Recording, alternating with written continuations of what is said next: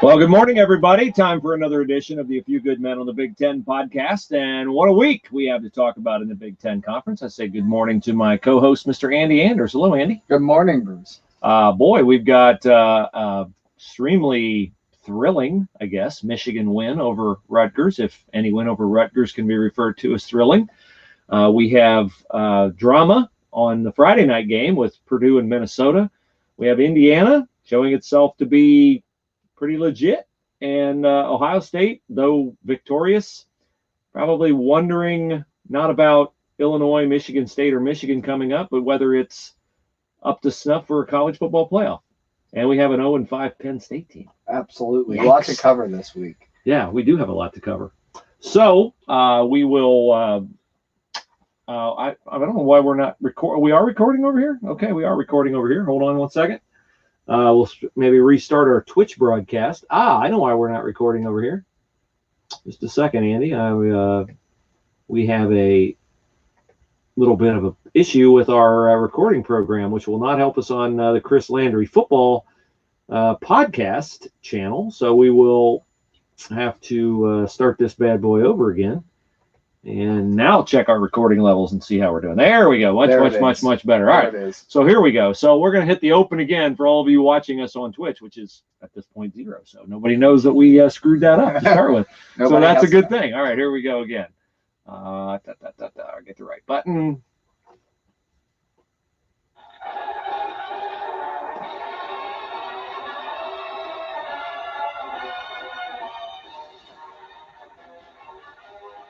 Well, it feels like we've done this before, which we did 2 minutes ago, but it's always good to start a Few Good Men on the Big Ten podcast with my friend Andy Anders on an eventful weekend in the Big Ten. Andy, Ohio State survives Indiana, and I do mean survives, a furious rally by the Hoosiers in the second half.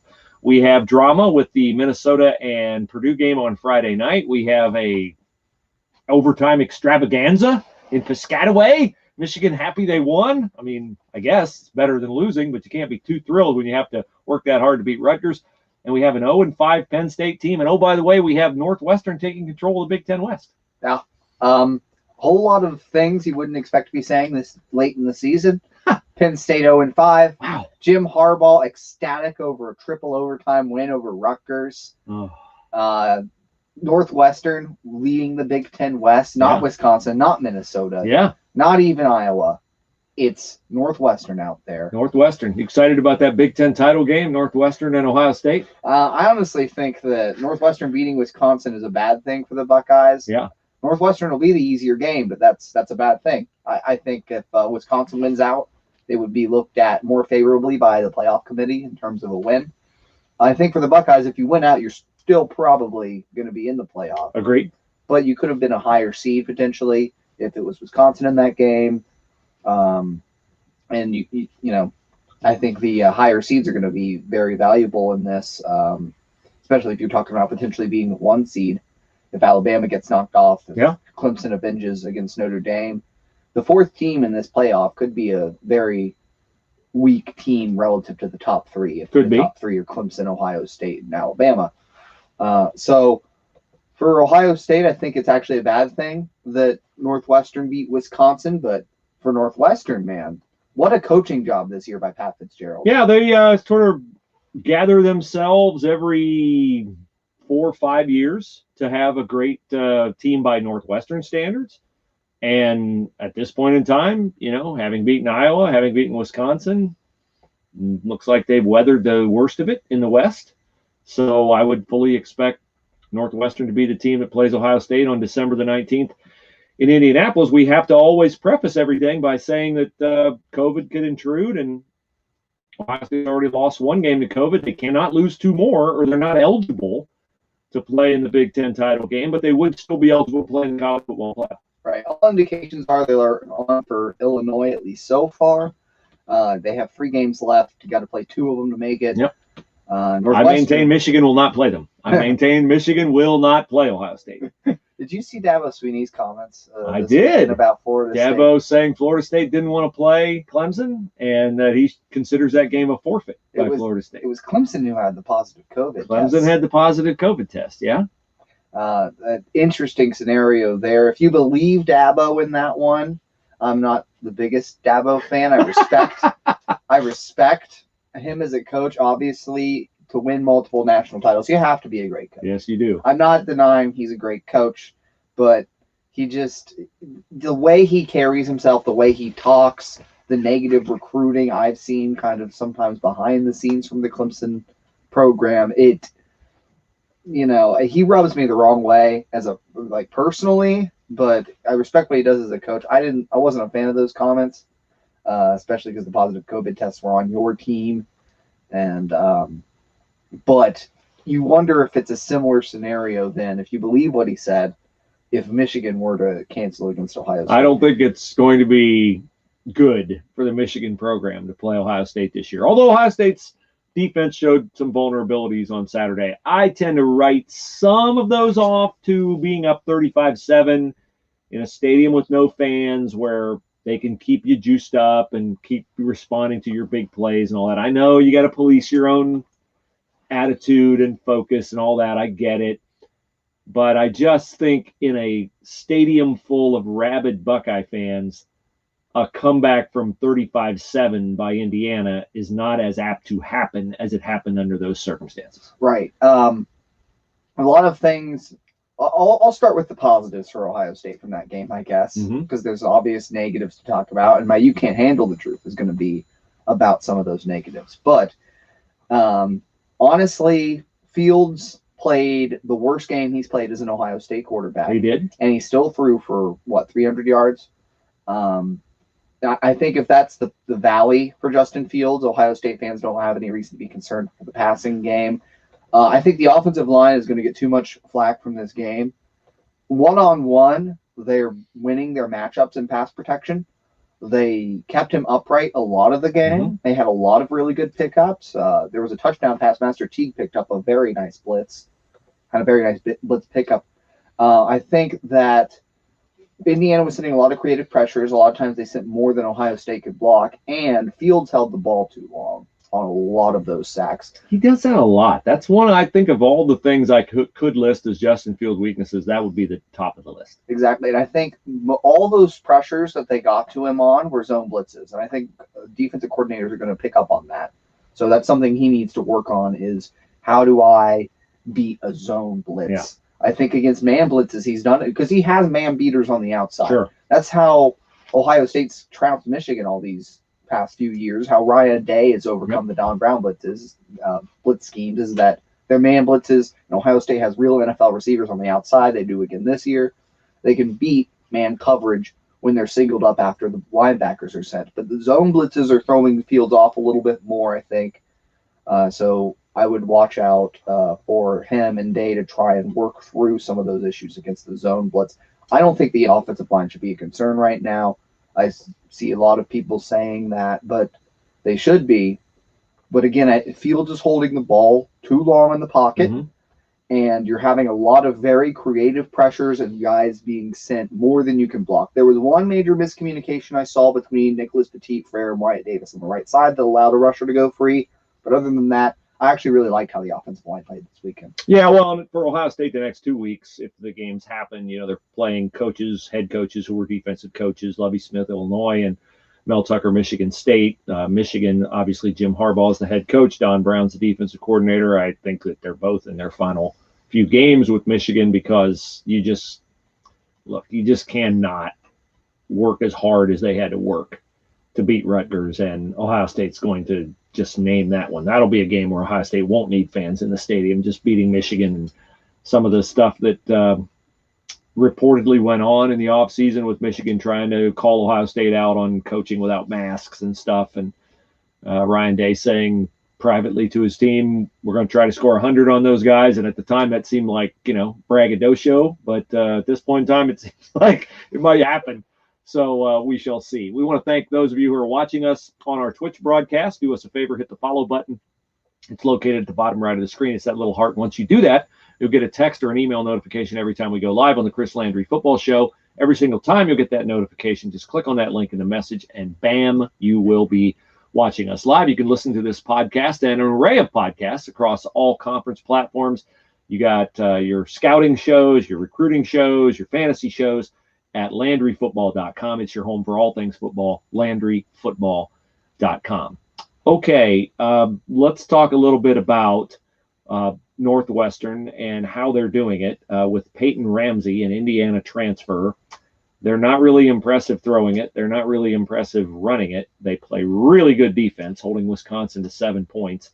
And Pat Fitzgerald looked comfortable at 14-7. He looked real comfortable at 17-7. And I didn't know what Paul Chryst was doing in that game when they were down in field goal range and it was 14-7, and Paul Chryst decided to go for a 4th and 6.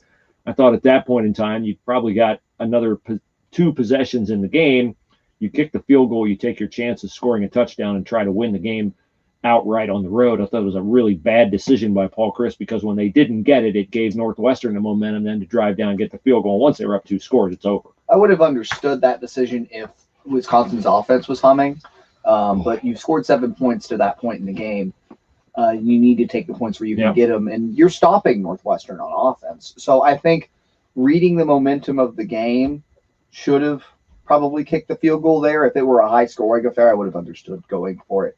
As far as what Northwestern does well, I am just blown away, honestly, at how well Pat Fitzgerald can coordinate a defense. He's shown that year in and year out at Northwestern, no matter how far behind the offense may be. Mm-hmm. The defense is never going to allow big plays. They play that soft zone coverage.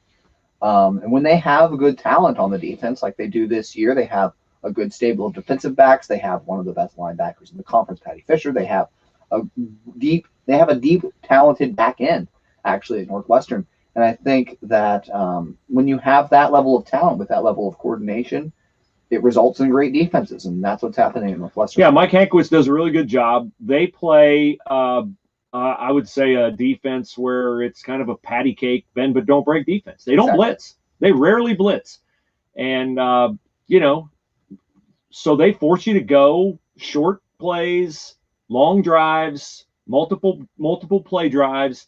They don't give up big plays, and that works against 12 of the 13 teams they can play. It doesn't work against Ohio State when you have talent like Chris Olave, Garrett Wilson, and others who can either outrun you or out-athlete you or break a tackle, and you're gone. Northwestern likes to keep everybody in front of them, and against the Iowas, Minnesotas, Michigans, Wisconsin, you can do that. There's and I don't mean to sound like a homer. I'm trying to give you the facts. I mean, when Wisconsin played Michigan, Wisconsin looked really fast. When Northwestern plays certain teams, they look sure tackling really fast. When they play Ohio State, teams have a way, Big Ten teams have a way of not looking fast. Oh, yeah, on defense for sure in the back end. Because Ohio State has 2 of the fastest, most explosive, most agile, best route running receivers in the country. Those first 2 catches, obviously the first drive when Ohio State came right down the field on Indiana. Garrett Wilson had 2 big catches, and they scored in 2 plays. Both of those routes, if you go back and watch those plays, were just perfectly executed. Yep. I mean, he had the stop and go up the sideline with the big play, a perfect in cut on the touchdown pass. I mean, it's not just the incredible athleticism Olave and Wilson possess, because they're both phenomenal athletes already, but you add it with tremendous technique. And I think that goes out to Brian Hartline, the Ohio State wide receivers coach, has developed an incredible route running duo. And that's what I really like to see from those 2. Because when you combine that level of talent with that level of technique, it's always going to be exceptional. Okay, let's talk about Michigan's win over Rutgers. They were down. I was at dinner Saturday night. They were down 7-0. They were down 14-0. They got it back to 21-14. Then it bumped it back out, and they did rally. They did make the play. Got lucky. Rutgers missed a field goal, I think, in the first overtime. That game should have been a loss for Michigan, so I understand why they're celebrating. But it's like sometimes you just have to – look, I know losing is worse than winning. Losing would have been devastating. But if you can win and have it be as devastating as losing, that to me was that. You don't think Cade McNamara is going to be their savior? Well, I mean, he's a better choice than Joe Mixon. I get, people are fascinated by size. They're fascinated by arm strength. I understand it. Joe Mixon, it appears, does not see the field. Cade McNamara isn't physically imposing, but he's a playmaker. We've seen this, Andy, how many times? We see it with a lot of players in football. They don't fit the physical bill. They don't fit the eye test. They can just play the game. The Big Ten has been sprinkled with these guys throughout the years. Jimmy Leonard at Wisconsin is one of those guys. A lot of the guys at Northwestern are those guys. Craig Krenzel, to give you an old Ohio State name. Greg Krenzel, an old Ohio State name, an older Ohio State name, Chris Spielman. He was, he wasn't the highest drafted Buckeye off that defense. Eric Kumaro was, because he was 6'5", and the NFL always thinks they can take physical talent and translate it into on-field production, but on-field production can't be ignored. And so, Mixon, I get the fascination. McNamara is the better quarterback, but he's not good enough to mask the problems with Michigan's defense. He just isn't. And Cade McNamara can throw the football. He's not going to fix their running game. He's not going to fix their offensive line. So they got problems. And we've said it before. They have to make a change. I think, Matt Campbell's team is, I think Iowa State's 6-2. That's just, it's so easy that it has to happen. If it doesn't happen, then Michigan just doesn't care about being great anymore. He's been a hot coaching prospect for a while. It's surprised he hasn't moved on from Iowa State. Massillon, Ohio product, coached at Toledo. He'd understand that area of the country. He's got contacts back here.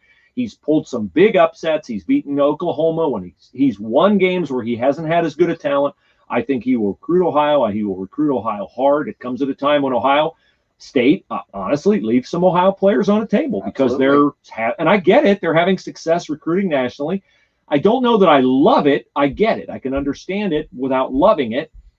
But I just think Matt Campbell is the far and away choice. And if you say, well, wait a second, you're overlooking Luke Fickell. I agree. I think Luke Fickell would do a tremendous job there. I just think it's a harder decision for Luke Fickell to take it, given his Columbus ties and his Ohio State ties. Yeah, I agree with everything you said there. I think it is time to move on from Jim Harbaugh. We say it every week, right? That this Michigan team is in turmoil. I thought it was such a surreal thing for me when he's jumping up and down on the sideline because Rutgers missed a field goal that would have beat them in overtime. I just couldn't have ever seen 6 years in that would happen. Maybe he thought he wouldn't survive Monday if that field goal went through. That might have been the case. Probably not. They are at least going to let him finish the season. So. Absolutely. They have way too much respect for him to fire him mid-season. What you were talking about with the Ohio recruits, we brought this up last week. You just look at what Kentucky's done. Kentucky has started to contend in the SEC mostly with Ohio guys that Ohio State passes on. The Lynn Bowdens and Benny Snells of the world that are talented dudes, but they're on that low-end 4-star where Ohio State's getting a high-end 4-star or 5-star prospect at the same position nationally. Ohio is the 5th best state in the country for football talent. Honestly, when you look at the history, they're behind. The only 4 states you would really put ahead of them consistently is California, Texas, Georgia, and Florida. So recruiting Ohio is the solution for an up-and-coming Michigan coach. It's been the solution in the past, and that's something Matt Campbell can bring. Yeah, I mean, I'm at the Ohio High School Championships over the weekend, and Akron-Hoban is the powerhouse in Division II, and they've got kids going to Wisconsin, kids going to Rutgers. I mean, if they're good enough, if a defensive lineman is good enough to go play at Wisconsin, he's good enough to go play at Michigan. Arizona State, starting running back, starting tailback, DeMonte Trainum. Hoban. I mean, Michigan, I've seen this kid play. He's 5'11", 225. He's starting at Arizona State. He's a big-time player. Ohio State didn't want him, didn't take him. That kid's got to be at Michigan. He's just got to be there. Yeah. They don't have a running back like him. And I don't know what they're doing. No. I don't know what they're doing. I don't know if it's an arrogance thing or what, that Harbaugh doesn't recruit Ohio. He doesn't seem to recruit Michigan well either. Yeah, no, he doesn't. No. So I don't know what's going on. They just, it's time for a change, unfortunately. As we've said all along, no pleasure in saying that, but it's time for a change over there. Let's talk about, though, another coach it might be time to move on from. Penn State now 0-5. Ooh, yeah.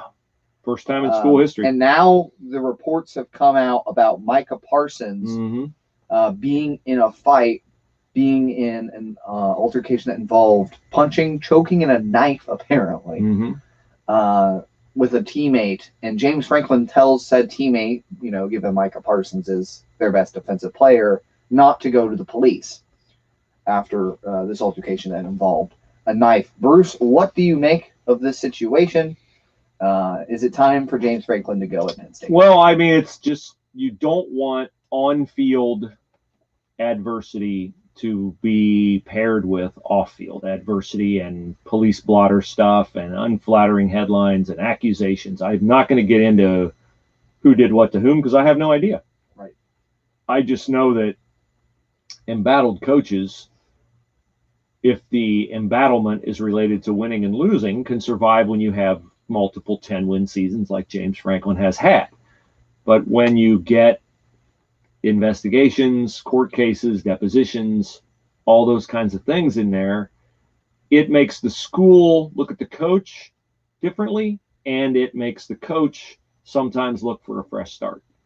The assumption, I should say, it's not really a rumor. The assumption has been that James Franklin has had, I don't know if a wandering eye, but a willingness to listen. What jobs will be out there after this season? Maybe USC, because I just don't believe in Clay Helton. Maybe Texas. Would those be jobs James Franklin would be interested in? Yes. Now, of course, if you have this off-field drama, he's less of a star hire than he would be in ideal circumstances. But it wouldn't surprise me if they helped him or encouraged him to find something else. And it wouldn't surprise me if he jumped.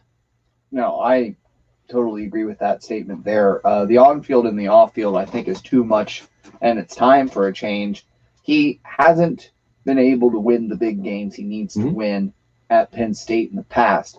You know what you're getting at his best. I don't think you're satisfied with what you're getting at his best because he blows big games all of the time. Yep. He is not a good game manager at the end of games. He's proven that to this point. There's other things he does well as a coach when he's at his best. Obviously, he's not doing any of those things well this year. They're 0-5. But at his best, he's not a bad recruiter. He's a solid motivator when it comes to, coming out and getting a good start. He's gotten, obviously, some really good talent to play really well there at Penn State. A lot of people want to discredit him for what Saquon Barkley, what Trace McSorley, what KJ Hamler, what all those talented dudes did for him. But as a coach, it's your job to get the best out of those types of players. Yeah. I don't take a ton away from James Franklin for that. Great coaches have great players. Like, do people want to disgrace Bill Belichick for having Tom Brady? Usually not. So I think that what he's done there's some things he's done well, but the peak isn't quite what you want if you're a Penn State fan, and now this valley might be too much to overcome when you combine, like you said, the on-field with the off-field. Yeah. The A Few Good Men on the Big Ten podcast is sponsored by American Betting Experts. It's one of the largest licensed sports casino vendors in the U.S. We've teamed together to provide special gaming offers to all Landry Football followers and podcast listeners. Go to the website, LandryFootball.com. Click on the ad located in the upper right-hand side of the page. That will allow you to pick among the gaming sites legal in your state. Maybe it's BetMGM, DraftKings, FanDuel, or PointsBet. Sign up, instantly receive an account deposit match or a risk-free bet from $100 to $1,000. It is that easy. Go to LandryFootball.com, click on that ad in the upper right-hand side of the page, and get in on the action with a special offer from American Betting Experts. All right, elsewhere around the Big Ten, we have Nebraska, another program that's hitting fits and starts in its rebuild. I thought Scott Frost in year 2 was going to do a really good job. Year 3 last year was kind of a struggle. This year, they face it, the Big Ten ganged up on them with their schedule because of their temerity in filing a lawsuit to, play football. But losing to Illinois 41-23, that's an eye-opener. Yes. I said after the Ohio State game, Nebraska might be the team of the future in the Big Ten. That prediction ain't looking so good at this point. But this is a tough year for Scott Frost again. You just hate the hand he's been dealt every single season thus far. I don't think it's time for a change at all. He gets one more year. Oh yeah, definitely. For sure. I just think I was expecting them the way they fought against Ohio State, because you look at the score 52-17, it doesn't look like they put up a fight in the game. They put up a real fight in that game. Yeah, they battled to the end with a team they were clearly overmatched against. But they haven't shown that same fight. Getting beat by 18 by Illinois is not that level of fight that I saw when they played Ohio State. Scott Frost needs to start pulling it out of them again. And I get they've been beaten down. They had this awful schedule. The Big Ten seems to be against them. But you have to build some sort of momentum going forward, because, look, Nebraska's not going to change in the long term until they start winning and are able to land some bigger names on the recruiting trail. That's just how college football works. You can't keep having sub-500 seasons and expect to build a program for the future. The first step is to get above 500 and start recruiting your top in-state guys. Nebraska, not the most talent-rich state out there, but there's plenty of states that aren't as talent-rich and you can still build a recruiting base from. They produce a few 4-star guys a year. You have to build up that 500 record first, and then you can start developing some of those recruiting bases a little better. But when you're sub 500 all the time, no recruit wants to go play there. I think they have a problem in that I'm not sure what they used to do is possible to do anymore. And I think it's a combination of the fact that back in the day, they were getting a lot of really good walk-on players. They were pulling a lot of recruits from California. They were pulling a lot of recruits from Texas. I think playing in the Big Ten, why would Texas guys want to go play for you? I know you can watch them on the Big Ten network and all that kind of stuff, but it's not the same. Plus, the character of the Big 12 has changed. When they were dominating in the Big 12 and trading back and forth with Oklahoma, it was a run league. It's now become a pass league, and they missed the boat on that. They tried to capture it with Bill Callahan. They tried to capture it with Mike Riley. They haven't captured it. So I think it's a combination of the fact that I don't think the Big Ten was the best fit for them football-wise. I don't think that they've kept up with the times. And I think the fact that they used to be one of the halves, and there used to be only about 10 or 15 halves. Now I think there's about 30 to 35 teams where you can play pretty good college football and get to the NFL and show yourself as a quarterback, show yourself as a wide receiver, things like that. I just think Nebraska is ceased to be relevant at a time when the tide of football changed, the leagues changed, the whole dynamic of everything surrounding Nebraska football changed at a time when Nebraska got bad, and it was a bad time to get bad. You know what it is? For recruiting footprints got big.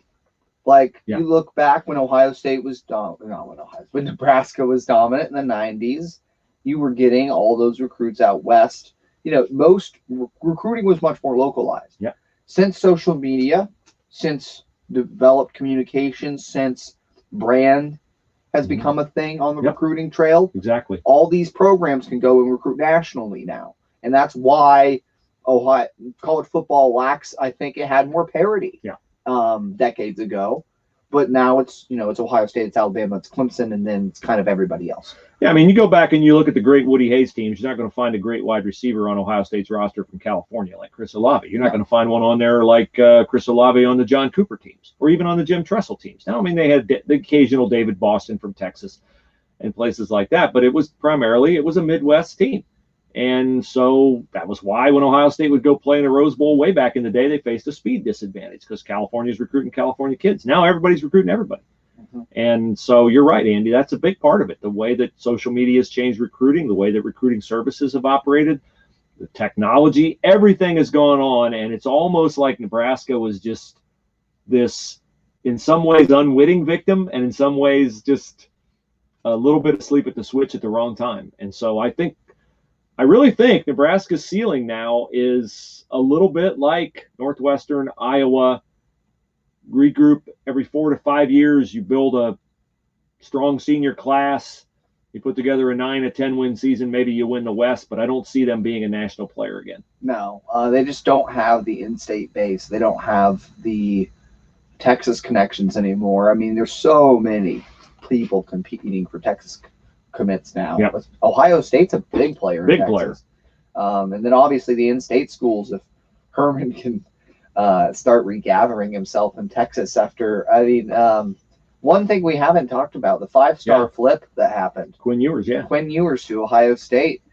There are some reports, and they aren't, take this with a grain of salt, because they aren't very, I haven't been able to really confirm them at all.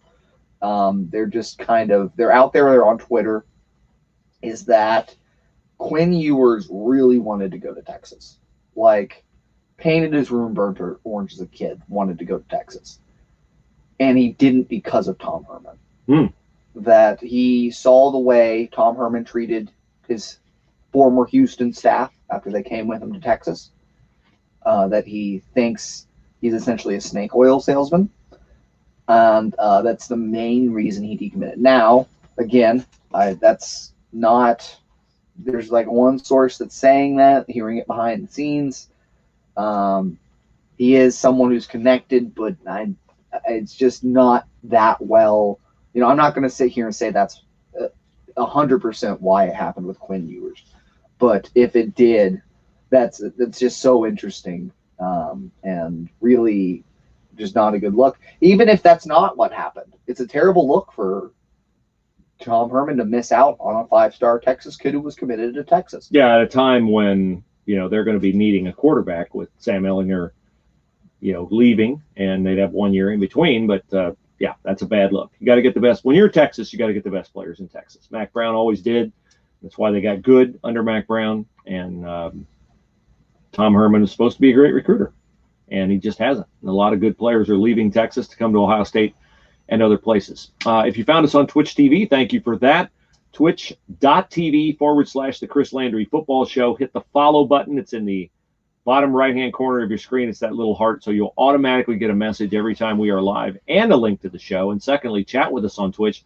Say hi, say anything, shoot us a question, and we will give you a shout-out back. But speaking of shout-outs, we love to shout out our friend Colonel Nathan Jessup. Oh, yes. You can't handle the truth. All right, I heard you say you had a You Can't Handle the Truth. What is it? All right, well, we didn't get to talk about the secondary for Ohio State yet. Here's the thing. The talent departure is clear. Obviously, Shaun Wade, the outside corner, I know he had the pick 6. But that move hasn't really panned out. Other than that one play, he's been bodied by bigger physical receivers. And it happened again with Ty Freifogel multiple times in that game. Sevyn Banks is their best corner, and he doesn't look that good right now. Marcus Williamson is ineffective at the slot. Safeties are a huge problem. I know the level of play is a huge issue for the Ohio State secondary, but Kerry Combs, and this is why You Can't Handle the Truth, should not be beyond blame here. You have to scheme to put your players in the best position to win. The fact is, the parallels between 2018 and 2020 are way too big to ignore for me in terms of the defensive coordination. What happened with Greg Schiano in 2018?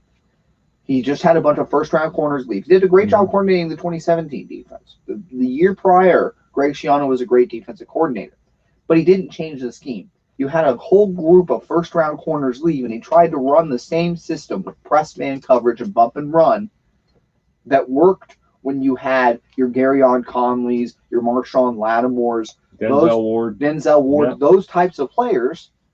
And then when you have Isaiah Pryor and Jocelyn Went and these other guys who are a clear drop-off at safety, you have other corners who weren't there yet. Damon Arnett was playing, but he wasn't the first-round talent he was in 2019 at all. You didn't shift the scheme to account for the fact you no longer had those first-round talents. And then receivers just beat those guys in man coverage. Rondale Moore, obviously. Ooh. You look at what Rashad Bateman did against them. That was one of his big breakout games. Minnesota has a second receiver off in that game, too. I think it was Tyler Johnson or somebody. Tyler Johnson, yes. Anyway, Kerry Combs can't be beyond blame here, because when I see that Ohio State is getting beat over the top time and time again, they were earlier in the season Against Indiana, it was awful. Anytime Indiana took a downfield shot, it seemed like it was completed in that game. And you wait until a minute left to go to too high. They didn't go. They stayed in that one high scheme with 3 corners, and their slot corner isn't effective. They have one good slot corner on this team, and he's playing outside. That's just it. Shaun Wade is not an outside corner right now. Maybe when in another year he could play the outside, but he's clearly not adjusted well to the position. Anytime someone runs an inside running route against him, they complete the pass. Again, he gets bodied on the sideline by bigger physical receivers. So that move didn't pay him out. Marcus Williamson is not effective at the slot, and the safeties aren't good enough to play one high. You don't have the sweeper that Jordan Fuller was. Josh Proctor delivered a few nice big hits, but any time he's singled up in man, he gets beaten. And he's not the over-the-top guy. He's singled up in man almost every play he's on the field on defense. And they played him 10 yards off all the time. And Indiana was running corner routes, hitch routes, anything they wanted to do, and Josh Proctor couldn't cover it. I went back and watched some of that game. Marcus Hooker was beat over the top all of the time, and he can't tackle in the open field at all. You have to give the too high a shot. I'm sorry. I know you're stubborn. You have to give the too high a shot if you're Ohio State. You're getting beat over the top way too many times. And I know, obviously, the safeties are a big problem right now. So people are saying, why do you want more of them on the field? Well, it changes the scheme. You don't have to play man across the board like you do in that 3-corner set they run, because clearly they just don't have the talent to do it this year. Teams with worse talent than Ohio State, these are still better corners, even though they're a huge drop-off for Ohio State than a lot of the country has. But a lot of the country is playing better because Ohio State is still scheming like they have first-round talent at the defensive back position, and they just don't. Shaun Wade is a first-round talent, but he's not playing like one because he switched positions and it didn't pan out. No one else is a first-round talent on this team at defensive back right now. You have to adjust the scheme. Maybe switching Madison on the field and Combs in the box is a solution, because the in-game adjustments haven't been there either. Yeah. But Kerry Combs cannot be beyond blame for how bad the secondary is playing, because he's not putting your job to hide the weaknesses and expose the strengths of the defense. He hasn't done that because he hasn't hidden the weakness that is the secondary this season. Yeah, and I'm sure that bothers Kerry as much as it bothers anybody. It won't come back to haunt them in their next 3 regular season games or the Big Ten title game, but it most certainly would be a vulnerability in the playoff against teams that throw the ball well, particularly if it's Alabama or Clemson or even Notre Dame. All right, you have not seen it, you said, so I'm going to show it to you as we get into my. You can't handle the truth. All right, Andy, it is late in the Minnesota-Purdue game, and Purdue is down by 3, and here is the play.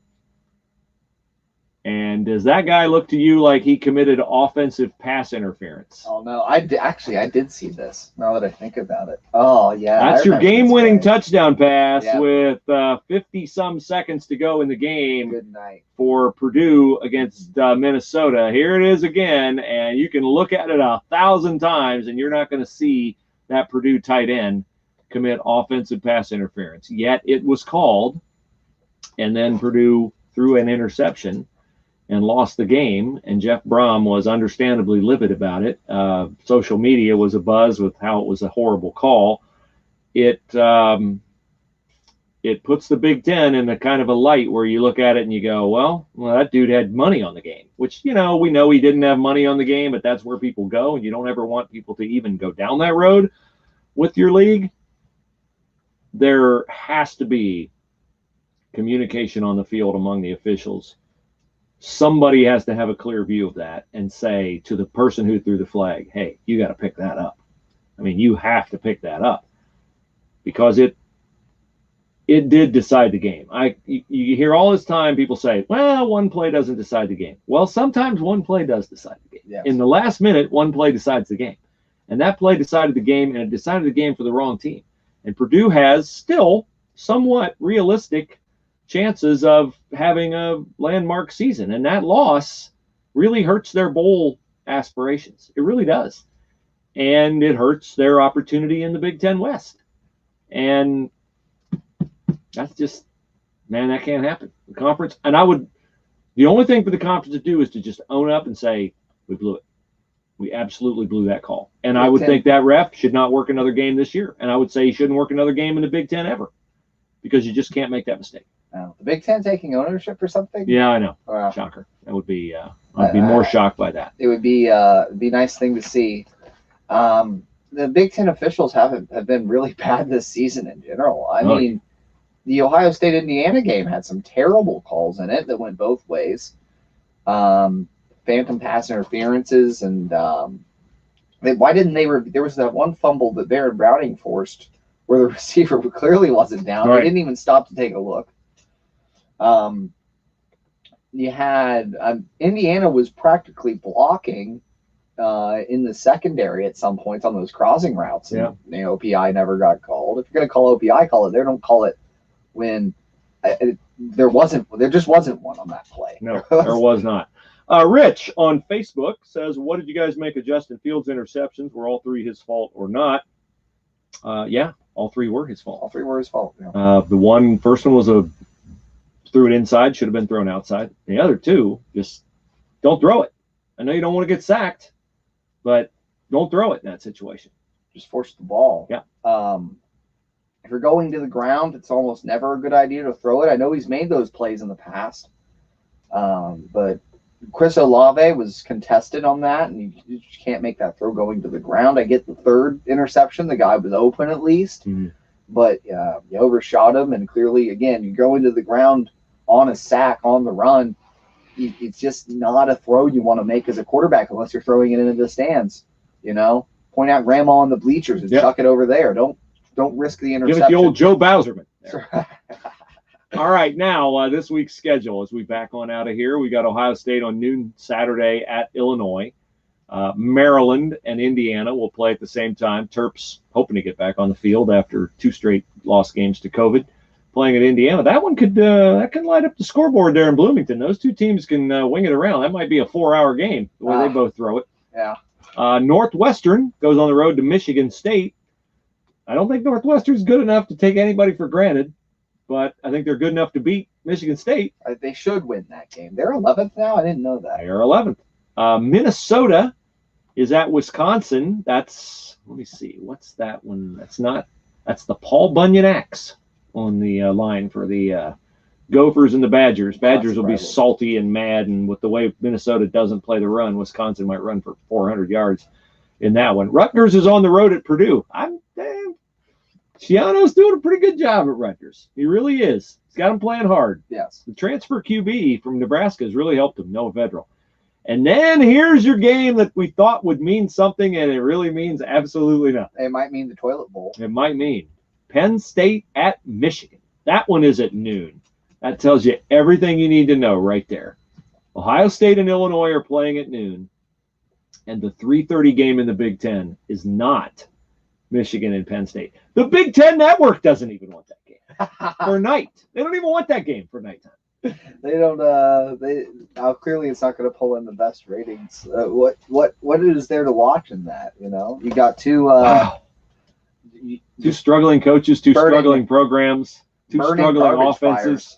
Yeah, I mean that's just incredible. That tells you everything you need to know right there. Is Penn State Michigan is at noon when the other? I mean, there's 2 better noon games in the Big Ten than that game. Ohio State, Illinois, Maryland, Indiana. Those are better noon games. Yikes. So they got to get that figured out. And the Big Ten needs those 2 programs to be good. Absolutely. And Ohio State needs those programs to be good. Ohio State needs to get to the point where there's no ammunition in the, you haven't played anybody argument when Ohio State gets in playoff consideration. Right. Because if those teams are bad, that does not help you. It just does not help you. So that's where we are with Big Ten football as we head toward Thanksgiving. Again, thanks to everybody for joining us on Twitch, twitch.tv/Chris Landry. Follow us by hitting that follow button. You'll get a notification every time we broadcast. And we want to thank our friends at American Betting Experts. Go to LandryFootball.com.